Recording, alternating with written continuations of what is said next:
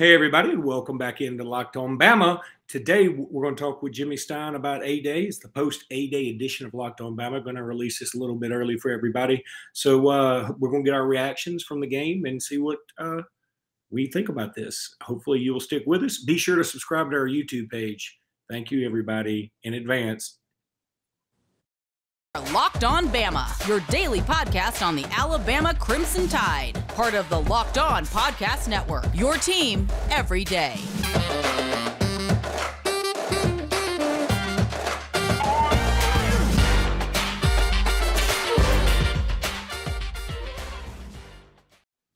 Hey, everybody, and welcome back into Locked On Bama. Luke Robinson, that's me. Jimmy Stein, that's him. Jimmy, how are you today? Resting up after a busy stressful game day. Only stressful because of the weather, but boy, that wore me out. Yeah, it was. The weather was a problem, no doubt about it, and we will certainly get to that. But Jimmy, I think I want to get your overarching reaction from the game. You were in attendance. You were one of, I think, 12 people there, and so tell me what you thought.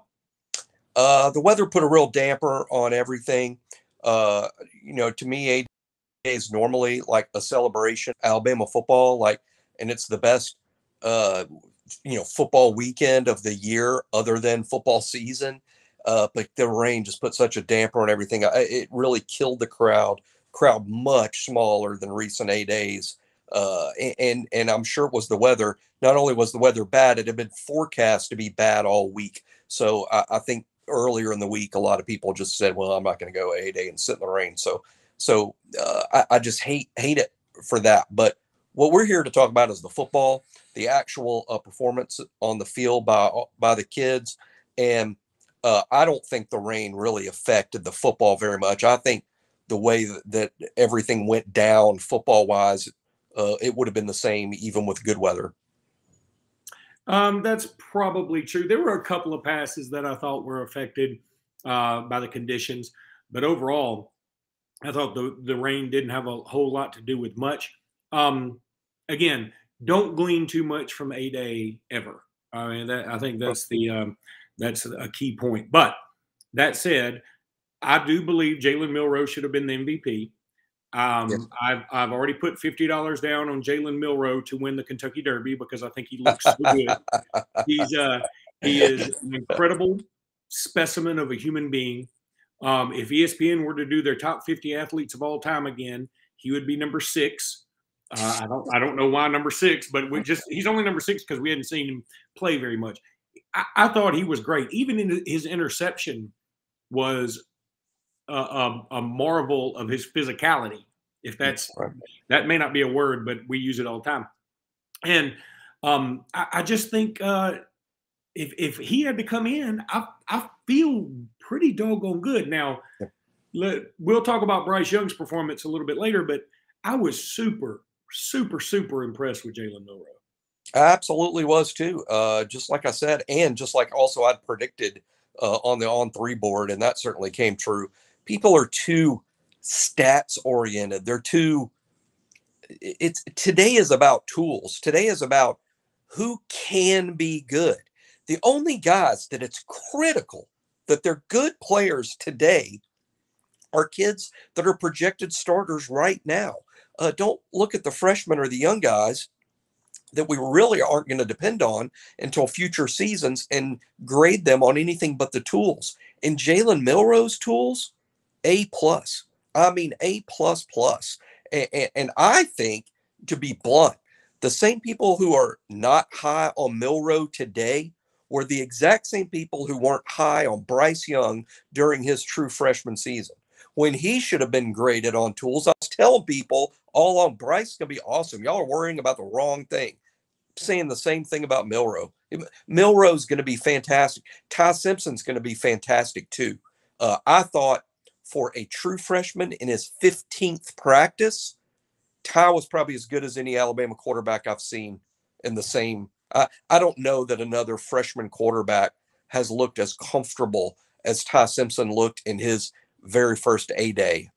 So he's really impressive too. I'm really high on Jalen Milroe. I'm really high on Ty. The only caveat I will say is if Bryce gets hurt and we need Jalen or Ty this fall, I'm going to worry. I will worry. It's a little too soon, ideally, but I also think that Jalen Milroe may surprise people if he comes in this fall. Put him behind that first-team offensive line that's even better than the one we use today against a lesser opponent than he'll be facing in the fall. I mean, he was facing the best defense in the country today. I think that Jalen Milroe is going to be good in the fall of 2022 and maybe unstoppable in the fall of 2023.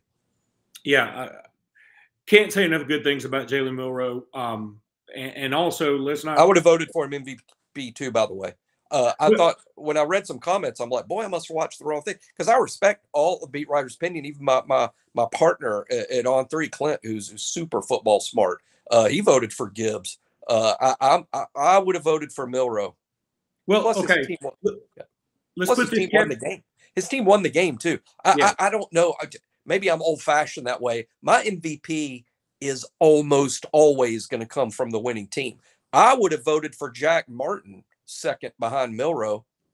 Okay, I agree with that, except this is an amateur competition, and truly Will Anderson was the MVP.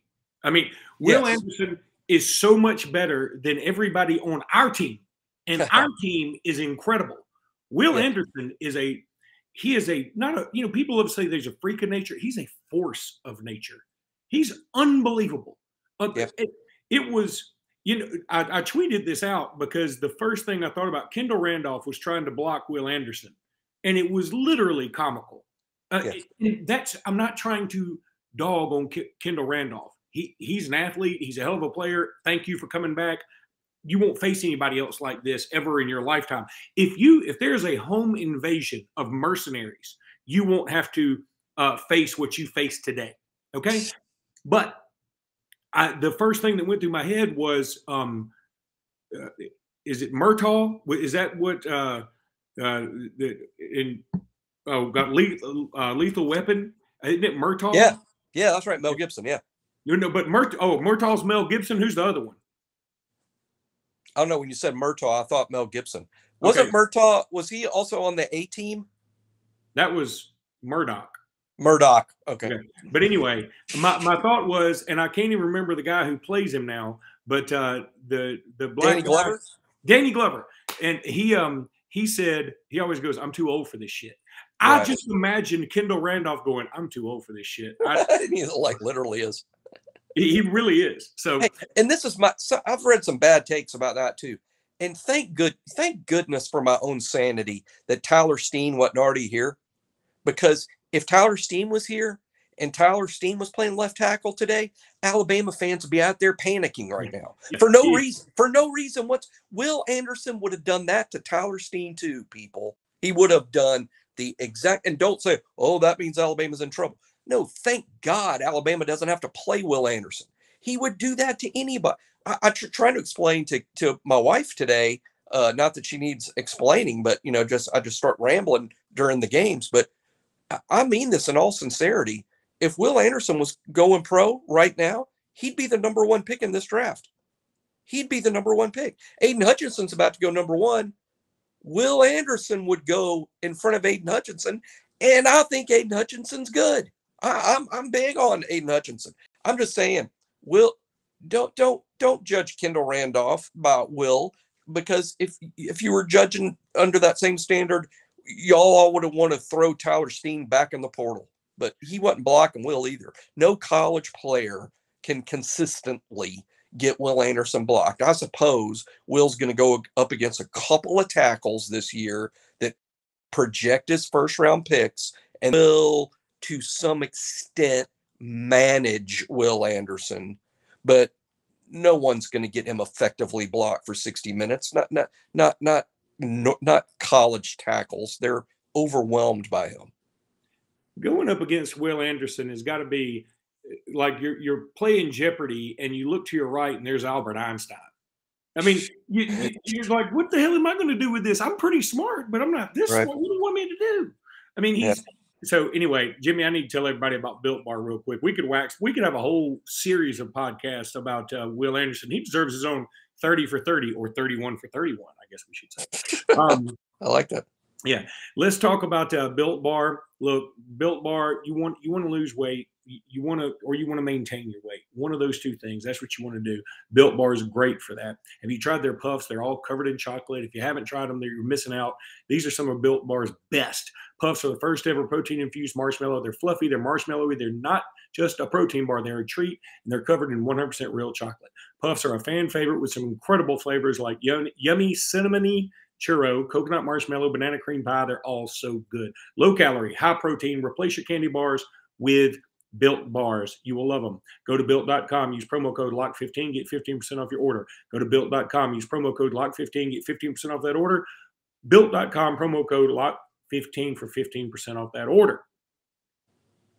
All right, Jimmy, let's talk for a second about, let's not talk about Bryce Young. Bryce Young didn't look great today, but it doesn't matter. We know what Bryce Young is. And, again, I just don't – he's the reigning Heisman winner. I'm not going to sit here and say, man, is there a quarterback controversy? He didn't have his best game today, and that's okay. It's okay. He's going to be fine. He's going to be fine. Yeah. Now, I do want to talk about Gibbs for a minute because we said this is another guy to look out for. He's incredible. He's everything we thought he'd be. I'm really thrilled to death with him. Look, if this is your first time listening to Locked On Bama, you're going to think we're the biggest homers that's ever been because we have waxed poetic about Jalen Milroe, Will Anderson, and now Jahmyr Gibbs. But, I mean, what do you want us to say? I mean, we will criticize some people later on in this pod or the next pod, but Jamir Gibbs was a badass. He broke off a 75-yard run in his first A-Day against a defense he's probably never faced before in terms of how good it is. Yep. Yeah, he's as advertised. He's so quick. He's a big play machine. And I think today he showed us exactly what we need to expect this fall. His overall numbers are really good, but let's be frank, it was really because of one carry. He had a couple other plays. I think he showed off his quickness, but they weren't big plays. This is what we need to get used to about Jahmyr Gibbs. His numbers are going to be great, but his numbers will be great because of 2 or 3 big plays he made. He's not Najee or Brian Robinson, who consistently ripped off good, positive runs, no matter what the blocking situation is, because they ran through tackles. You didn't see Najee and B-Rob thrown for losses, but you will see Gibbs thrown for a loss. You will see Gibbs stood up at the line of scrimmage. Once you get a significant hit on Gibbs, he's probably going down. But if you give him the ball enough times, he will make his play somewhere in there. And today it was a 75-yard run. That's what he is. It's going to be exciting, but there will be times where you get a little frustrated.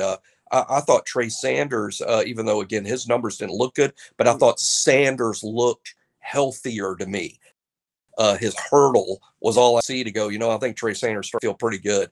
And again, it's not about how he feels today. It's about what his health situation will be this fall. And I think there's a lot of reason for us to be optimistic about that.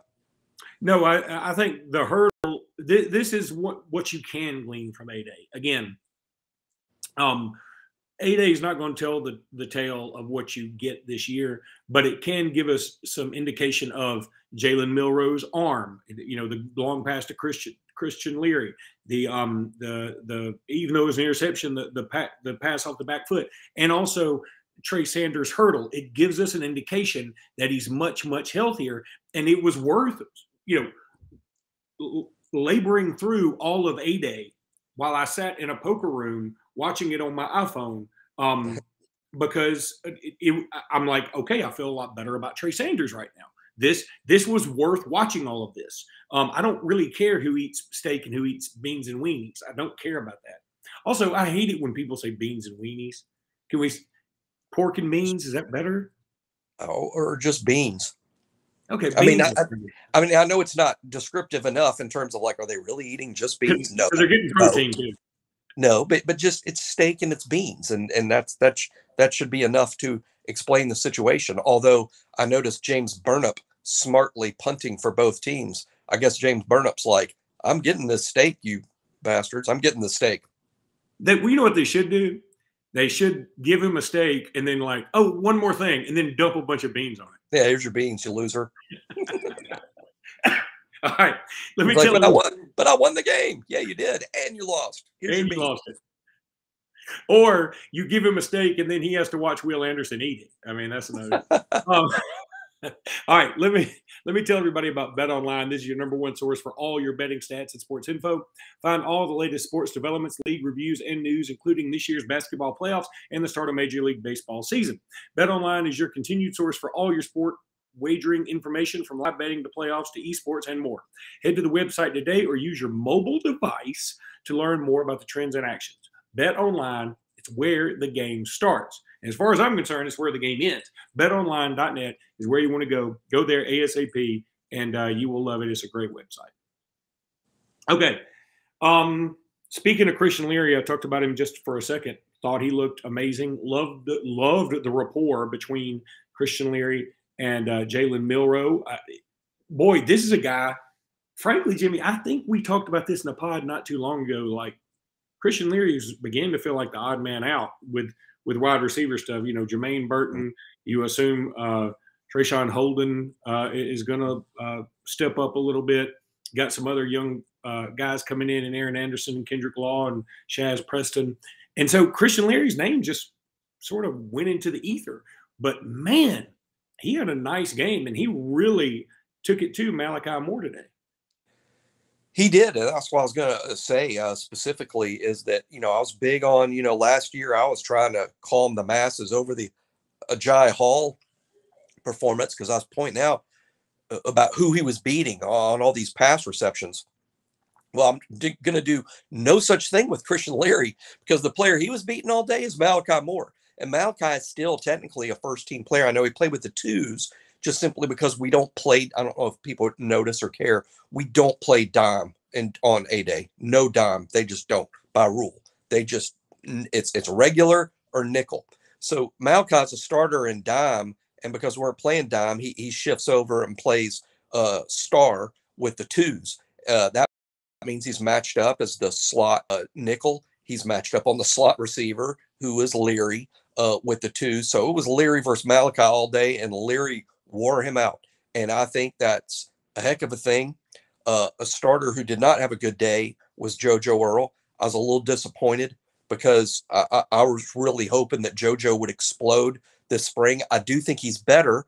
I do think it's notable that even despite all the drops today, he was getting himself open. He just dropped the ball today.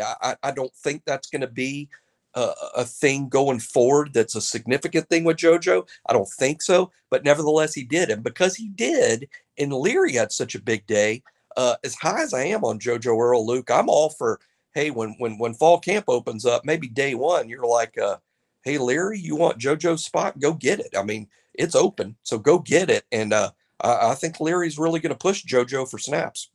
No, I'm right there with you. And boy, you told us in a group text before the game, hey, I'm seeing a lot of drops out here. Now, I kind of wrote it off as maybe it's a weather thing, and I don't really care if they're dropping passes while they're warming up because that's not important. I mean, they're just getting loose. There still were some drops. Now, that's even makes Christian Leary even more impressive to me. He wasn't dropping anything. He was kicking ass. I was also really impressed with Kendrick Law. That's a guy who just goes after it. That's just a dude. And he had one play where he did cost himself some yardage close to the goal line. He backs up, but I'm so confident in him making the right move that I'm okay with that. It's sort of like Jahmyr Gibbs. We're talking about, occasionally he's going to lose some yardage, but for the most part, he's going to get you more than you think. Yeah, Law and Anderson both. I thought Kendrick Law and Aaron Anderson both look like, again, these probably aren't guys we're going to be dependent on in the fall.